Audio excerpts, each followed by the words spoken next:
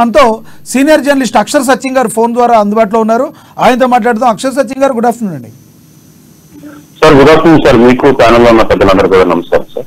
అక్షర్ సచిన్ గారు, ఏపీ రాజకీయాలు కీలక దశకు చేరుకున్నాయి. ప్రచారాల పర్వం కూడా ఊపందుకున్న వేళ అన్ని పార్టీలు కూడా మాదంటే మాదే గెలుపంటుంది. కూటమి ఒకవైపు మాది గెలుపంటే వైఎస్ఆర్సీపీ మళ్ళీ మేమే ప్రభుత్వాన్ని స్థాపిస్తామంటుంది.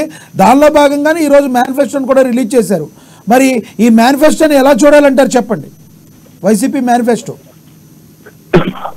సార్, మేనిఫెస్టో ప్రసంగంలో జగన్మోహన్ రెడ్డి గారు ఒక సందర్భంలో మాట్లాడుతూ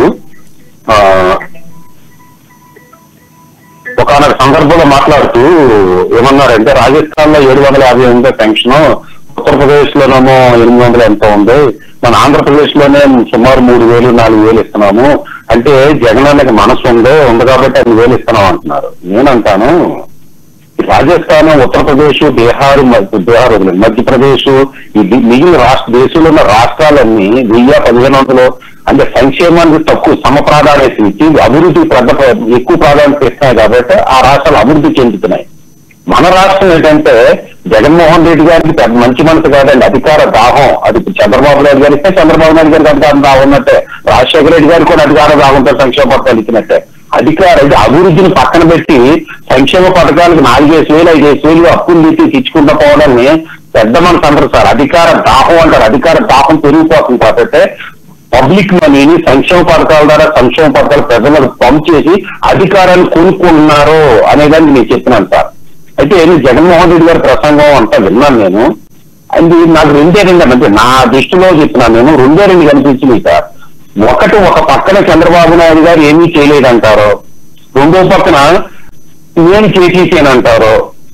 ఏం చేశారు అంటే ఇంచుమించు గంటలో ఎక్కువ భాగం ఈ నవరత్నాలు సంక్షేమ పథకాలు తప్పించి అభివృద్ధి గురించి చెప్పేది ఒకే ఒక స్లైడ్ చూపించేస్తారు. ఎక్కడ ఎటువంటి క్యాపిటల్ ఎక్స్పెండిచర్ అంట, మామూలు రెవెన్యూ ఎక్స్పెండిచర్ అయితే ఏదో 2-3 స్లైడ్ చూపించారు. మిగిలినంతా సంక్షేమ పథకాలు.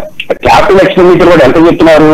చంద్రబాబు నాయుడు గారు కేవలం 16,000 ఖర్చు పెడితే, నా ప్రభుత్వం వచ్చిందట 17,000 కోట్లు, అంటే 1000 కోట్లు. ఆ 1000 కోట్లు 2019 2024కి ఏంటంటారు, ప్రైస్ డిఫరెన్స్ ఉంటుంది సార్. ద్రవ్యోల్బణం పెరిగి ఉంటారు తప్పించి అంత పెరిగిదాలు కాదది.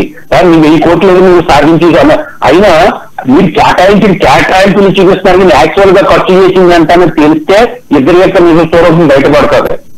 మొత్తం ఈ ఈ మేనిఫెస్టోలో చేసిన మాటలు పెట్టి జగన్మోహన్ రెడ్డి గారు ఎప్పుడు కూడా ఇంకో కాపులకి 60,000 నుంచి 1,60,000 ఇస్తాం, బీసీలకి 60,000 నుంచి 1,05,000 ఇస్తాం, మీకేమో అమ్మఒడి ఇస్తాను, వాళ్ళకి సాధీకరణ ఇస్తాను, మీకు పట్టు చీర పెడతాను, మీకేమో చెవులో బొట్టు పెడతాను, మీకు మొక్కం మీద బంగారం బొట్టు పెడతాను, ఇది చెప్తున్నారు. కానీ అధికార ఫలాల్లో భాగస్వామ్యం ఇస్తానని ఎక్కడైనా చెప్పారా?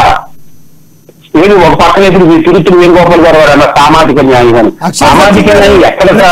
జగన్మోహన్ రెడ్డి గారు ఏం చెప్తున్నారంటే, నా వలన మీరు గన పొందుంటే లాభం పొందుంటేనే నాకు ఓటేండి అంటున్నారు.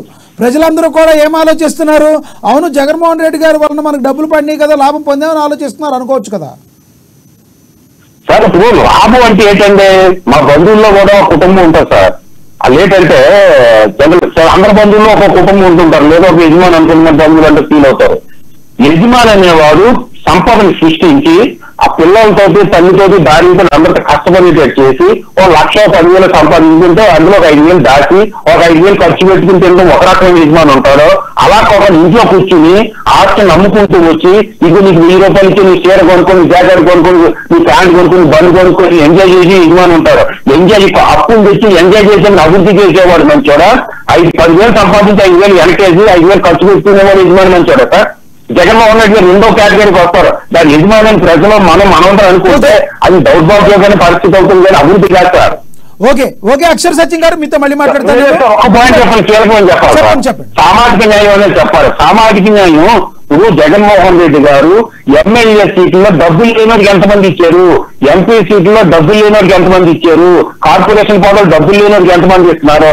అన్ని 100 కోట్లు 1000 కోట్లు ఉన్న వాళ్ళు మీ పదవులు ఇచ్చి, ఎమ్మెల్యే సీట్లు ఇచ్చి, ఎంపీ సీట్లు ఇచ్చి, మంత్రి పదవులు ఇస్తే అనగారిన వర్గాలు ఎక్కడ బాగుపడతాయి సార్? మీరు ఇచ్చే 2,000 ఏది అమ్మఒడో నాన్నతోడు ఏది స్కీమ్ ఇస్తే మంచి బాగుపడిపోతాడా? రెండోది, 175 సీట్లు, 50 సీట్లు రెడ్డి సామాజిక వర్గానికి, 30 సీట్లు కాపు, 80 సీట్లు అంటే 50% కమ్మాని ఇది రెడ్డిని కాపు పోయి 50%. ఇది బీసీ, ఎస్సీ, ఎస్టీ, మైనార్టీ 70% ఉన్న 1% అటు 70% ఉన్న వాళ్ళకి 50 సీట్లు ఇచ్చానంటున్నారు. అంటే ఉన్న 20% ఎవరికి పోయి సార్? ఎస్సీ, బీసీ, మైనార్టీ 20% అన్యాయం చేస్తుంది YCP party. Telugu Desam manifesto discuss చేసిన తెలుగుదేశం మాట్లాడుతుంటారు. ఈ 20% ఎవరు తీసేసుకున్నారు? రెడ్డి సామాజిక వర్గం తీసేసుకోండి.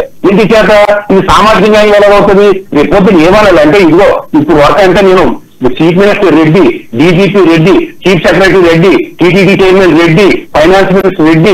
రేపు అధికారంలోకి వస్తే ఒకటి దళితులకు ఇస్తాను, ఒకటి బీసీలకు వచ్చేటట్టు చూస్తాను, ఒకటి కాపులకు వచ్చేటట్టు చేస్తాను. ఇప్పుడు మిగిలిన బ్రాహ్మణ్స్ ఏమైపోవాలి, ఈ వైశాఖ ఏమైపోవాలి, ఇవైపోవాలి, ఈ క్షత్రియాస్ ఏమైపోవాలి, ఈ వెలమాస్ ఏమైపోవాలి, కొన్ని వర్గాలు తీసేసుకుంటే మిగిలిన వర్గాలు ఏమైపోవాలి సార్? సామాజికంగా ఎక్కడ ఉంది సార్? తర్వాత రెండోది ఒక పథకాన్ని ఒకే పథకం కాపు నేస్తాం, ఈబీసీ నేస్తాం, కుమ్మరి నేస్తాం, కమ్మరి నేస్తాం, రెడ్డి నేస్తాం, కమ్మ నేస్తాం అంటే ఉపయోగం ఏంటండి? వాళ్ళకి 1,20,000 ఏరికి కుల కార్పొరేషన్ ఇంటి పెడతారంటే ఒక కులం వెనకబడితే ఆ కులాన్ని మిగిలిన కులాలతో పాటు పైకి తీసుకురావడం కోసం, సమస్యలు తీసుకురావడం కోసం కుల కార్పొరేషన్ పెడతారు. ఒక పెన్షన్ ఎన్టీ రామారావు పెట్టిన పెన్షన్, దామోదర్ సంజీవ్ గారు పెట్టిన పెన్షన్, లేదా రాజశేఖర రెడ్డి గారు, చంద్రబాబు నాయుడు గారి పెన్షన్ లో మీరు మొక్కలు చేసేసి కాపులకి వీళ్ళకి నేను కాపులకి ఇచ్చేసి ఇచ్చాను అంటే కాపు కార్పొరేషన్ మాట ఏంటి? ముద్దగడ పద్మనాభం గారు కాపులు అందరికీ మంటాలు దిగేసి కంటాలు కొట్టేసి రోడ్లు కొడితే నాన్న కేసులు పెట్టించేసి ఇన్ని చేసేసి రైలు తగలబెట్టేసి రైలు తగలి